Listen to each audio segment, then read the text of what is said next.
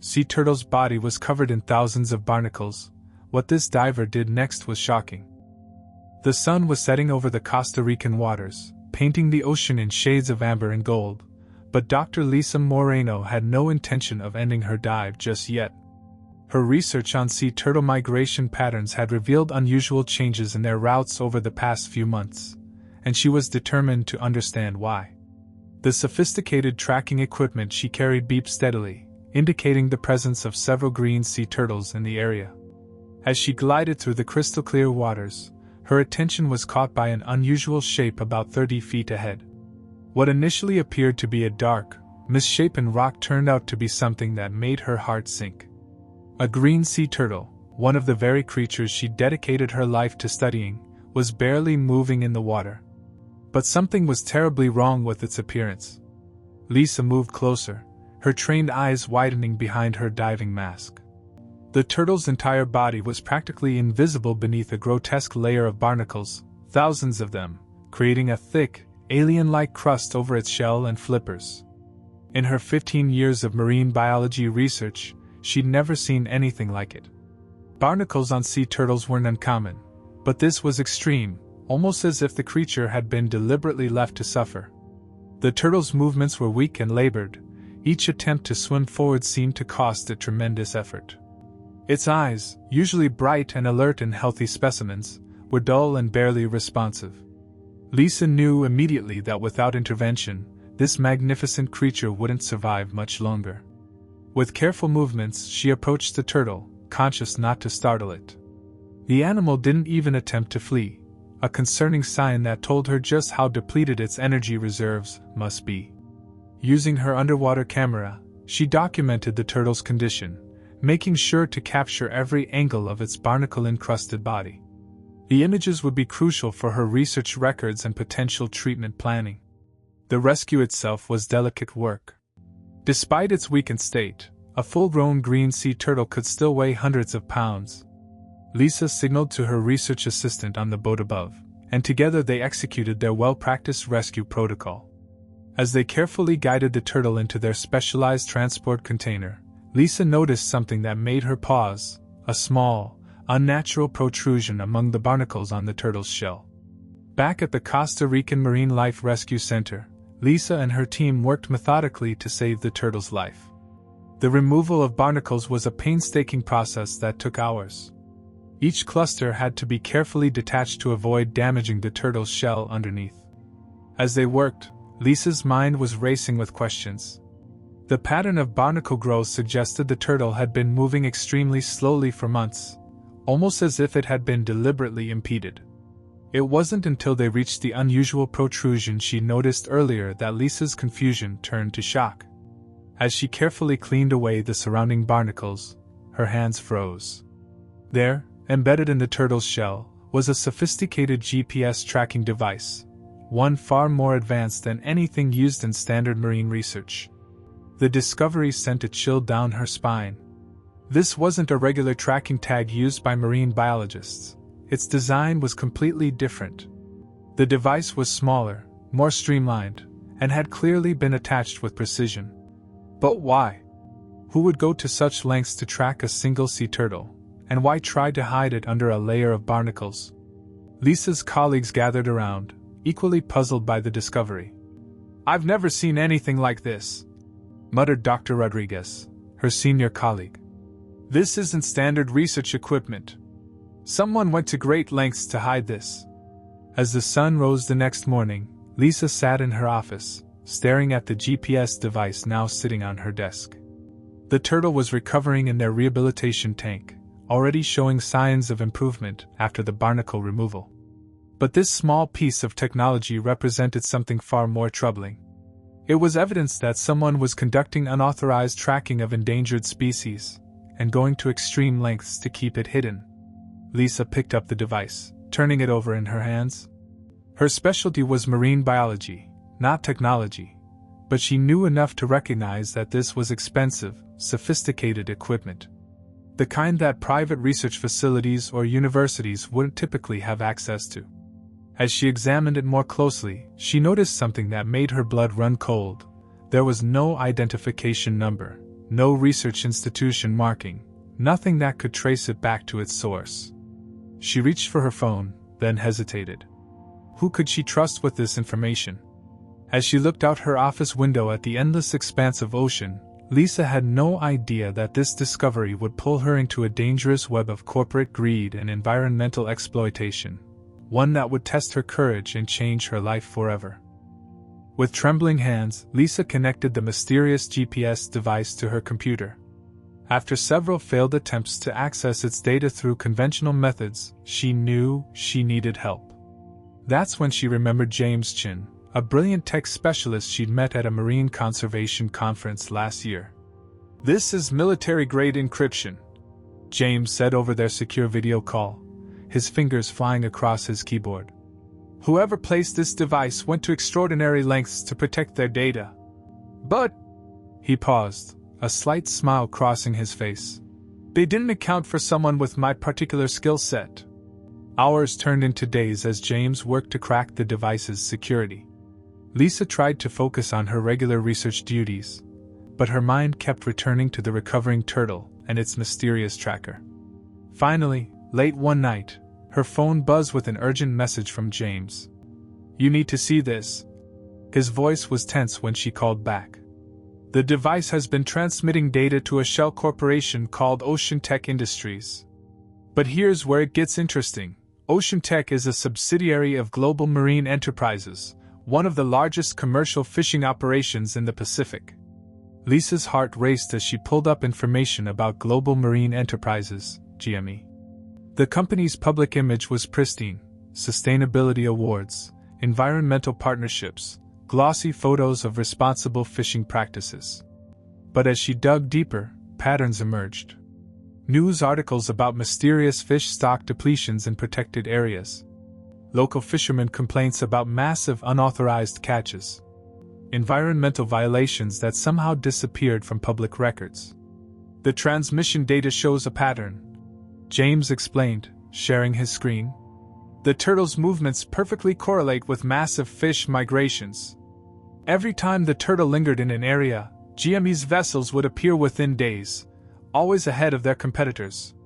The realization hit Lisa like a physical blow. "They're using the turtles as living sonar," she whispered. "These endangered animals are being exploited to track fish populations illegally."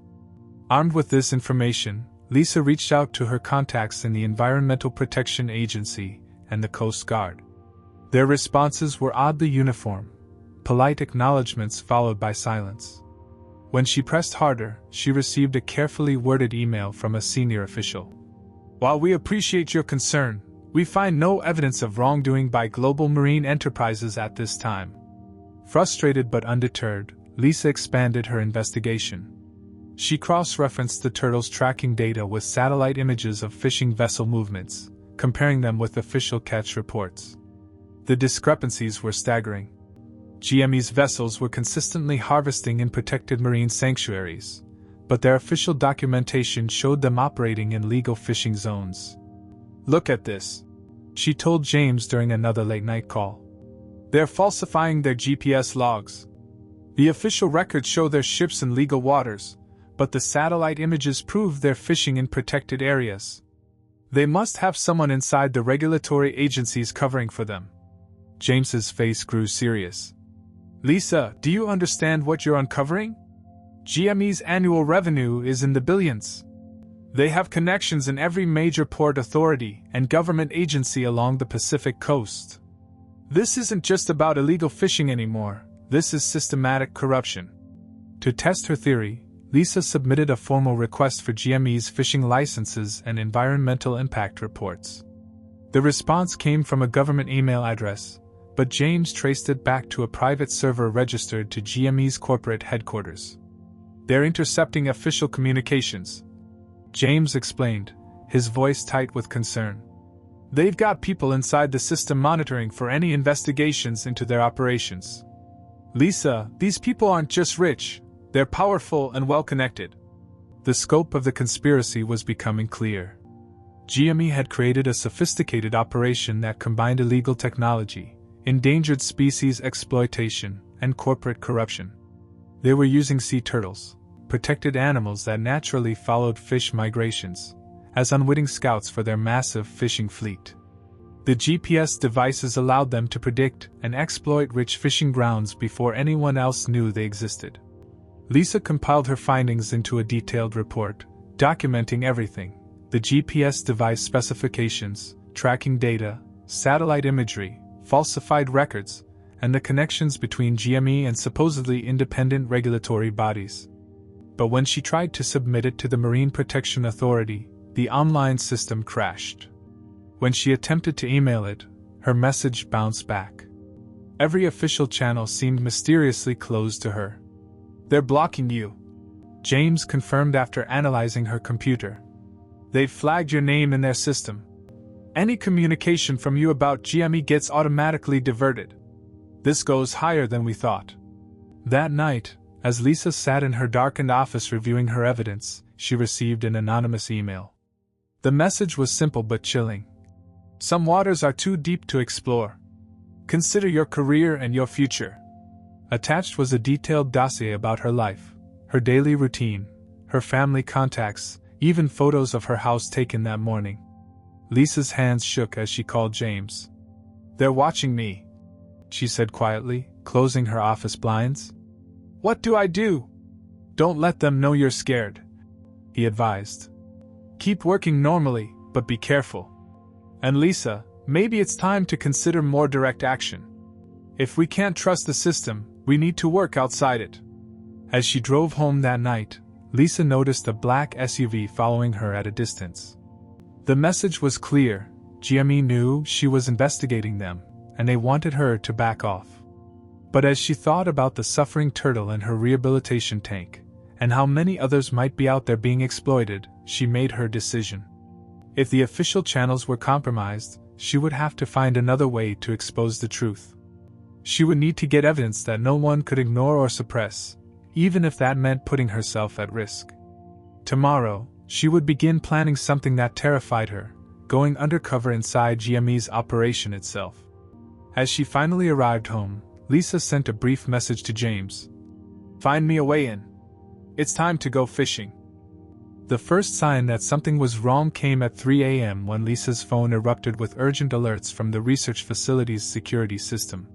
She threw on clothes and raced to the center, her heart pounding.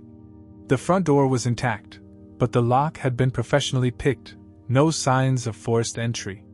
Inside, her office was exactly as she'd left it, except for one crucial detail: the GPS device was gone. The thieves had known exactly what they were looking for. Nothing else was touched, not her expensive research equipment, not her laptop, not even the petty cash box in her drawer. Just the evidence that could have exposed GME's illegal operations. As she stood in her violated office space, a security guard appeared at her door. "Dr. Moreno? There's something you should see." He led her to the surveillance room, but when they checked the footage, they found a 2-hour gap in the recordings. Someone had expertly wiped the system. Lisa was photographing the scene when her phone buzzed with a text from an unknown number. "Next time we won't be so gentle. Some secrets are worth finishing for." She felt her blood freeze, but before she could process the threat, a second message arrived. "The pier. 20 minutes. Come alone." Every rational thought told her not to go, but Lisa knew this might be her only chance to understand what she was up against. She drove to the deserted pier, her pepper spray clutched tightly in her pocket. In the pre-dawn darkness, a figure emerged from the shadows. "Dr. Moreno." The man's face was hidden beneath a cap, but his voice carried authority. "You're an intelligent woman. Surely you understand that some doors are better left closed." He moved closer, his expensive shoes clicking on the wooden planks. "Global Marine Enterprises employs thousands. Their operations support entire coastal communities. Are you ready to be responsible for all those lost jobs? Are you threatening me?" Lisa's voice was steadier than she felt. The man chuckled softly. "Threatening? No. I'm offering you a choice. There's a research grant. Very generous. 5 years of funded work in Australia's Great Barrier Reef. Far away from here. All you have to do is walk away. When Lisa didn't respond, he continued, "Or you can keep digging. But ask yourself, what happens to marine conservation programs when their lead scientists meet with unfortunate accidents? How many turtles will die while police waste months investigating a tragic boating incident?" After he left, Lisa sat in her car shaking. She'd recorded the entire conversation on her phone, but somehow that made it all more terrifying.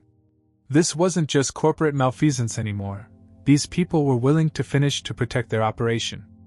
Instead of backing down, Lisa threw herself into gathering more evidence. She spent days analyzing satellite data of fishing patterns in protected waters, cross-referencing them with old fishing records she'd obtained from various ports. A pattern emerged. Wherever GME's vessels appeared, fish populations were devastated far beyond normal commercial fishing impacts. She worked through nights, fueled by coffee and determination, building a database of evidence. But when she tried to access the satellite data again, she found her login revoked. When she called the satellite company, they claimed her account never existed. The warning signs kept escalating. Her emails were being intercepted. Her phone calls had strange echoes. One morning, she found her research boat's fuel line cut. Another day, her car's brakes felt dangerously soft. Inspection revealed they'd been tampered with. But the most chilling incident came when she received a package at her office. Inside was a single barnacle and a USB drive. The video on the drive showed footage of her sister's children playing in their school playground. The message was clear: back off, or your family pays the price. Lisa's hands trembled as she called her sister, warning her to take the kids and stay with relatives. Then she contacted James. "They're trying to erase everything," she explained, forwarding him the evidence she'd gathered.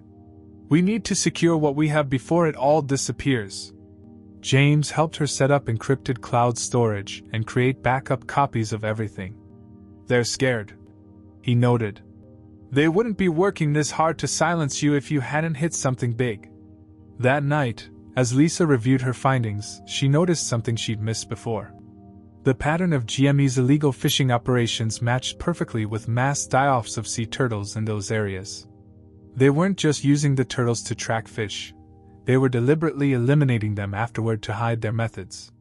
The realization made her sick. How many endangered animals had died to protect this corrupt operation? How long had this been going on?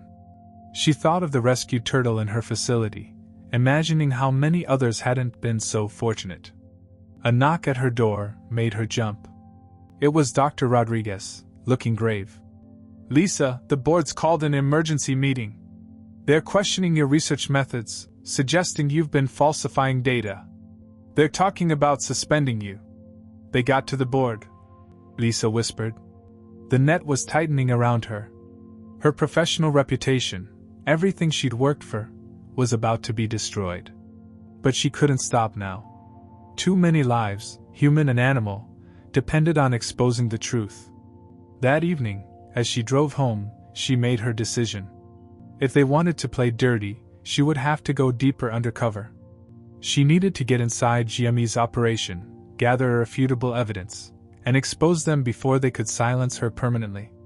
She picked up her phone and dialed a number she'd been saving. "Captain Torres?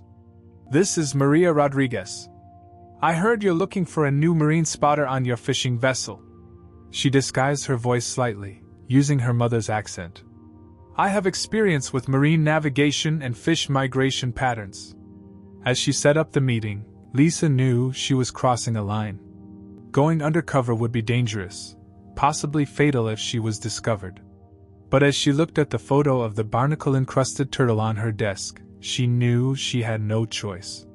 Sometimes, the only way to fight monsters was to walk straight into their lair.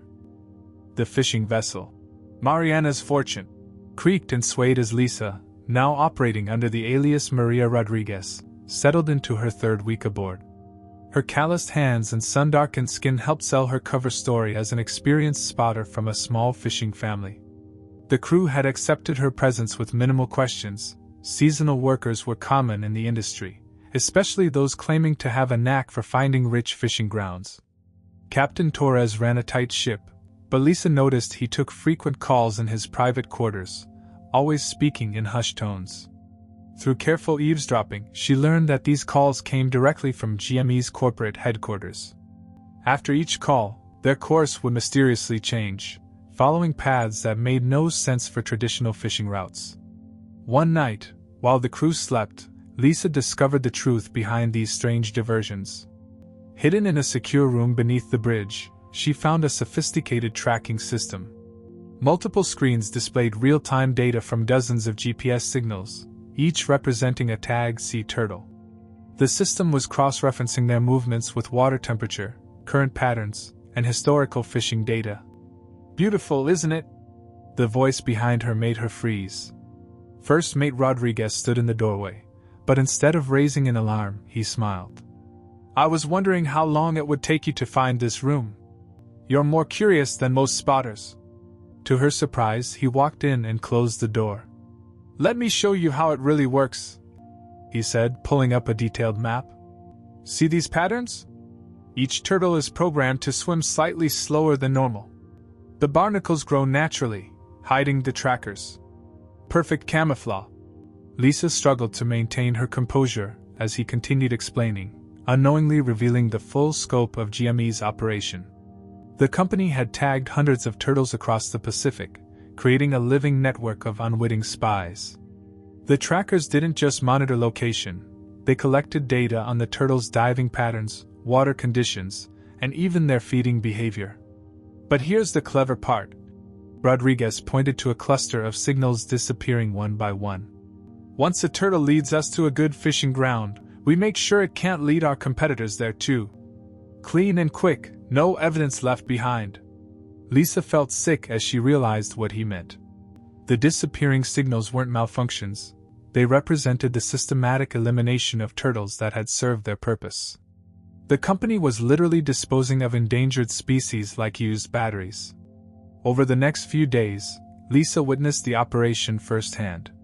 The ship would follow a tagged turtle signal until it led them to rich fishing grounds. Using illegal nets that caught everything in their path, they would harvest massive amounts of fish, far exceeding their permitted quotas. Then, in a moment that would haunt Lisa forever, she watched as crew members deliberately trapped and finished the turtle that had led them there. "Can't leave witnesses," one crew member joked, not realizing the horror his casual comments sparked in their new spotter. The operation was more sophisticated than she'd imagined. Each ship in GME's fleet was equipped with the same tracking system, allowing them to coordinate their efforts across vast stretches of ocean. They had effectively turned an endangered species into a disposable tool for corporate profit.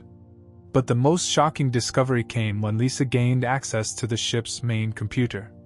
Hidden in encrypted files, she found evidence that GME wasn't just tracking turtles. They were systematically mapping and exploiting protected marine sanctuaries. The company had detailed charts of every marine protected area in the Pacific, along with schedules of patrol boat movements and the names of officials they had bribed.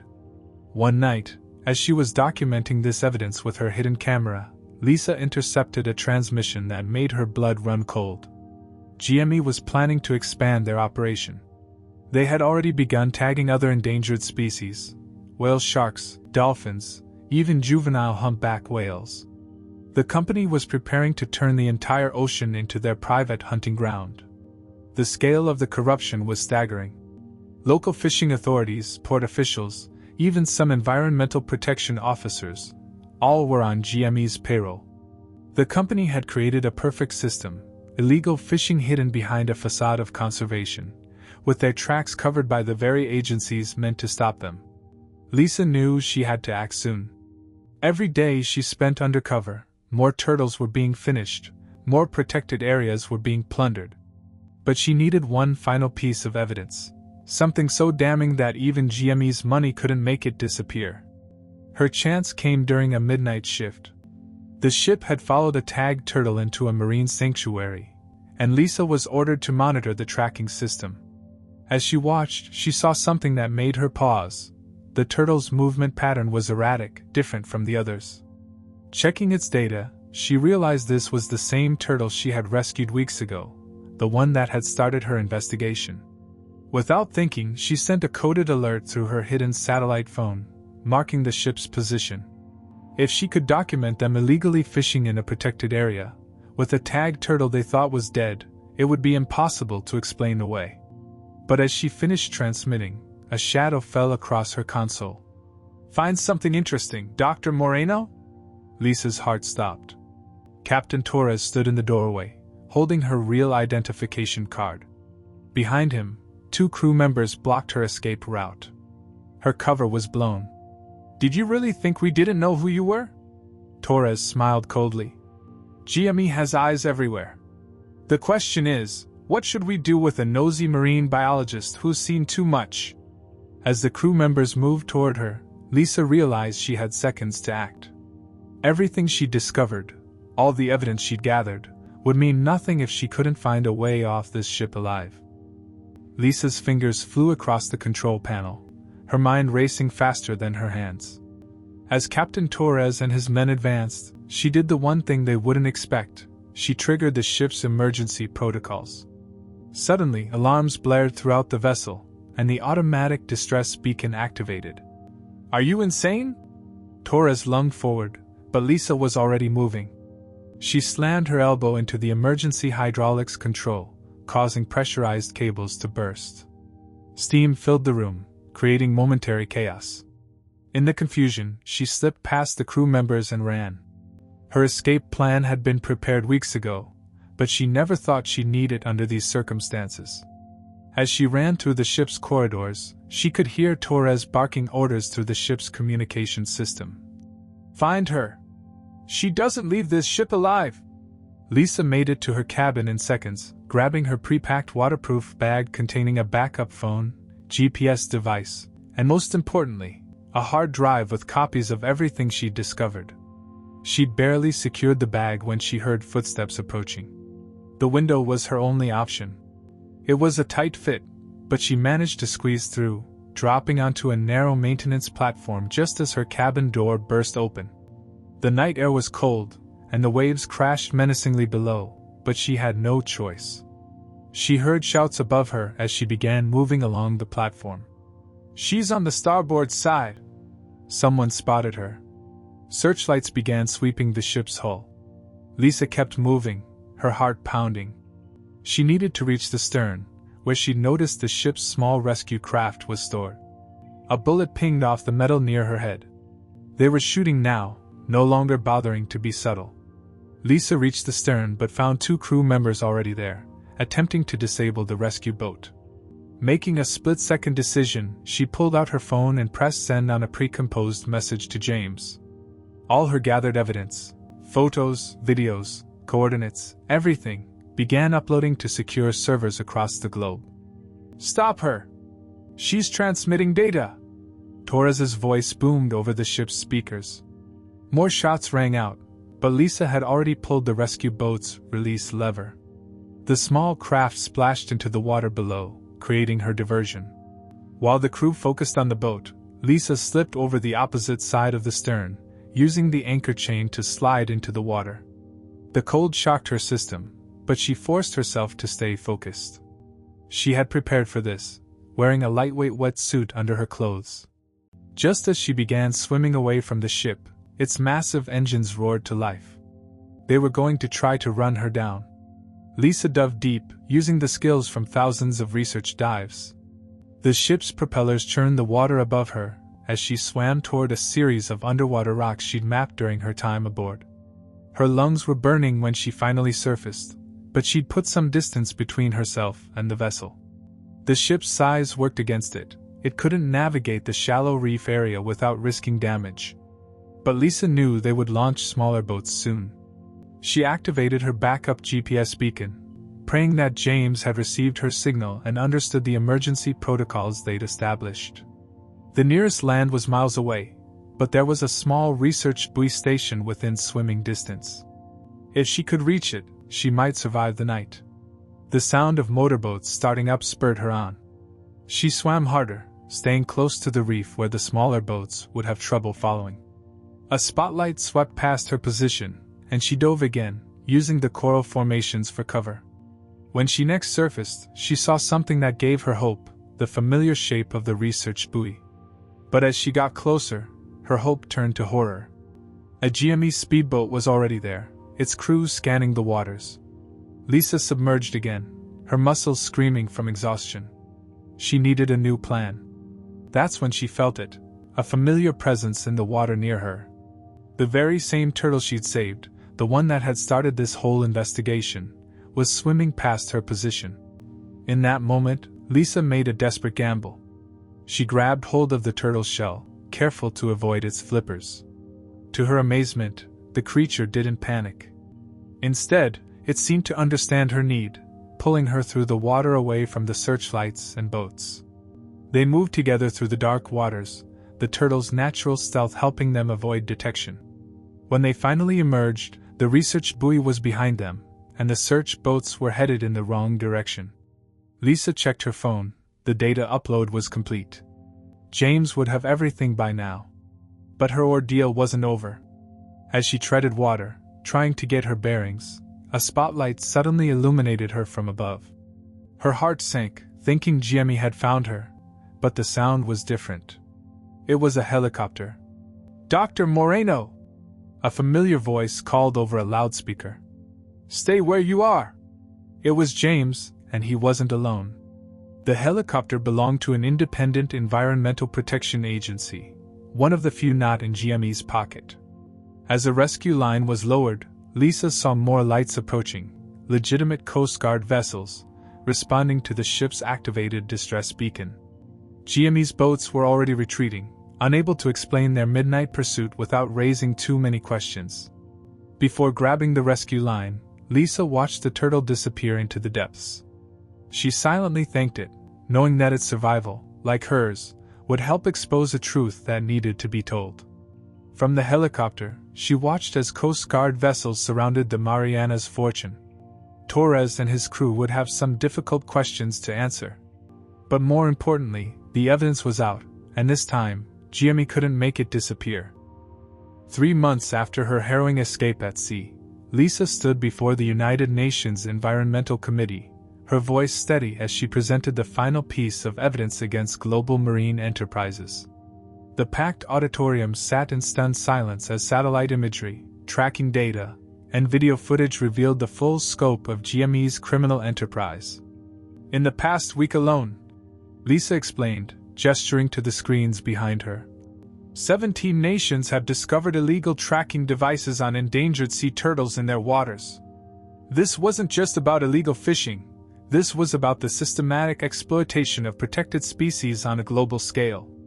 The international media coverage was unprecedented. Headlines worldwide screamed, "Corporate giants' environmental crime network exposed," and "Sea turtles, the silent victims of corporate greed." Public outrage erupted as people learned how an endangered species had been turned into disposable corporate tools. Legal consequences came swiftly. GME CEO Marcus Sterling was arrested while attempting to flee to a non-extradition country. The company's board members faced international criminal charges. As investigators dug deeper, the corruption network began to unravel. Port authorities, government officials, and maritime regulators were indicted across 12 countries. In a dramatic court session, First Mate Rodriguez turned state's witness, providing testimony that implicated dozens of high-ranking executives. "It went all the way to the top," he revealed. Sterling personally approved the turtle tracking program. He called it Project Neptune, their attempt to control the entire Pacific fishing industry. The financial penalties were staggering. GME was fined $2.7 billion, the largest environmental crime penalty in history. The money was allocated to marine conservation efforts and the establishment of new protected areas. But more importantly, the case sparked a complete overhaul of international marine protection laws. Lisa worked with environmental lawyers to draft the Marine Species Protection Act, which introduced unprecedented penalties for the exploitation of endangered species. The law, quickly adopted by maritime nations worldwide, included revolutionary tracking system regulations and mandatory monitoring of commercial fishing vessels. But the most satisfying moment came 6 months after her UN testimony. Lisa stood on the same beach where her investigation had begun, watching as rehabilitated sea turtles were released back into the ocean. Among them was the very turtle that had started it all, and had later helped save her life. "Ready to go home?" she whispered, attaching a new tracking device to its shell, this one bright orange and clearly marked with international conservation codes. The turtle looked at her with ancient eyes that seemed to hold wisdom beyond human understanding. As she watched the turtle disappear into the waves, James approached with exciting news. "The satellite network is operational," he announced. 300 research stations across the Pacific are now connected, monitoring marine species movements for genuine conservation purposes. "Your idea is changing everything." The Guardian Network, as it came to be known, revolutionized marine conservation. Instead of exploiting sea turtles, it protected them. The system allowed legitimate researchers to track migration patterns, identify threatened areas, and coordinate international conservation efforts. Lisa's research facility expanded into a global marine conservation center, training the next generation of marine biologists in ethical research practices. Her experience had taught her that protecting ocean life required more than just scientific knowledge. It required vigilance, courage, and the willingness to stand up against powerful interests. 1 year to the day after her escape at sea, Lisa received a special delivery. It was a satellite image showing a familiar pattern of turtle migrations. But this time, the data told a different story. Fish populations in protected areas were rebounding. Turtle numbers were increasing. The ocean was healing. The media dubbed her the Turtle Guardian, but Lisa knew the real guardians were the creatures themselves. They had survived millions of years before humans existed, and with proper protection, they would survive millions more. In her new office, overlooking the rehabilitation center she now directed, Lisa kept a single barnacle on her desk, a reminder of where it all began.